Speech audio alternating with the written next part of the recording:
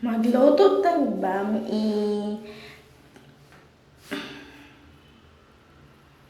Atay, mantika, atong isagol, lamas, sibuyas, ahos, at sal. Magluto tag bami guys. Atong igisa ang lamas. Atong igisa ang lamas guys para and then isagol na to ang itunod na to ang karning baboy. Karning baboy atong itunod. Ato na siya itunod.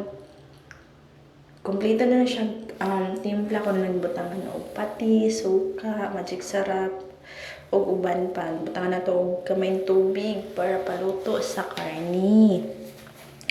May na lamang maluto ang karni. And then, ang atay, ready na po na siya. Wala na akong gibutang. Gi-videohan sa ako siyang nilapuan. Pero ready na po na siya. Nano na siya pati, suka, magic sarap, o uban pa. So, gimix na nako na ang karni o ang atay sa baboy. So, ang ginaluto na nako ni Ron is ang bami. Bami sa ragos, charot. And then, atong isagol ang cabbage, repolyo. Atong isagol ang repolyo sa ato ang karni para maluto po siya. Diba?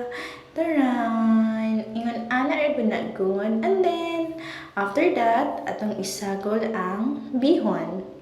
Ang pancit bihon ang atong isagol, and then ang pancit canton. So wala na ako na siya na videohan guys, kayo no na. Ako ang galuto, ako ang video, charing. So no, wala na tayo panahon para mag-video para sa canton. O mo na siya guys. Wala na siya ang result, bumpy. The problem is wala din na siya itlog. So, dili ya po na mapareha o ragos.